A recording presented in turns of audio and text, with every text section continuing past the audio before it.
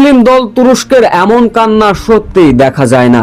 কেউ মাটিতে শুয়ে কান্না করছেন, কেউ বা হাউমাউ করে কান্না করছেন। বাঘের মতো বুক চিতিয়ে লড়াই করে শেষ মুহূর্তের চরম উত্তেজনায়, চরম নাটকীয়তায় কাঁদতে কাঁদতে বিদায় নিল বিশ্বকাপের প্রথম মুসলিম দল হিসাবে।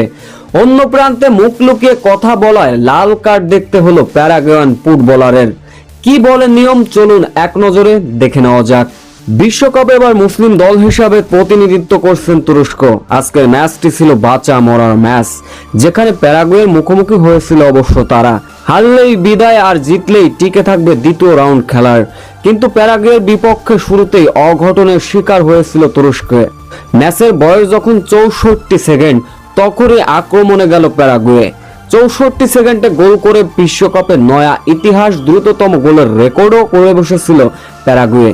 এরপরে প্রথমার্ধে একের পর এক আক্রমণ সাজিয়ে বসেছিল তুরস্ক। ম্যাচে ফিরতে বারবার মরিয়া হয়ে উঠেছিলেন।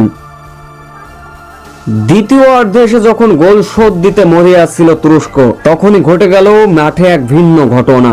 খেলোয়াড়দের মধ্যে মাঠে যখন কথা কাটাকাটি হয়, তখন হাত দিয়ে মুখ ঢেকে রাখার দৃশ্য খুবই পরিচিত ব্যাপার।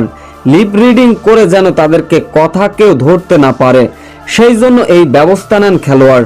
তবে চলমান বিশ্বকাপের সেই সুযোগ আগেই বন্ধ করে দিয়েছিল ফিফা। সর্বোচ্চ শাস্তি হিসাবে লাল কার্ড দেখানোর কথাও বলা হয়েছিল। বিশ্বকাপের নতুন নিয়মের বলি হলেন প্যারাগুয়ের তারকা ফুটবলার মিকেল। তুরস্কের বিপক্ষে প্যারাগুয়ান নাম্বার 10 প্রতিপক্ষের এক খেলোয়াড়কে কিছু বলার সময় হাত দিয়ে নিজের মুখ ঢেকে রাখেন। বিষয়টি সঙ্গে সঙ্গে তুরস্কের খেলোয়াড়দের নজরে আসে এবং তারা রেফারের কাছে অভিযোগ করে।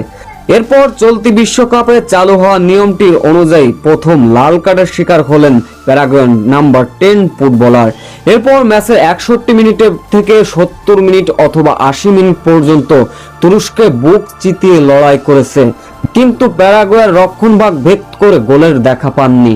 শেষ পর্যন্ত লড়াই করলেন, বুক চিতিয়ে নিজেদের উজাড় করে দিয়েছেন। শেষ পর্যন্ত 1-0 গোলের ব্যবধানে প্যারাগুয়ের কাছে হেরে বিদায় নেয় প্রথম মুসলিম দল হিসাবে তুরস্ক। এমন হার কোনোভাবেই মেনে নিতে পারেননি তুরস্কের ফুটবলাররা। মাঠে কেউ শুয়ে পড়ে কান্না করেছেন, কেউ বা বসে পড়ে, কেউ তো মুখ ঢেকে দিয়ে অঝরে কেঁদেছেন। এমন বিদায় হয়তোবা তারা মেনে নিতে পারেননি।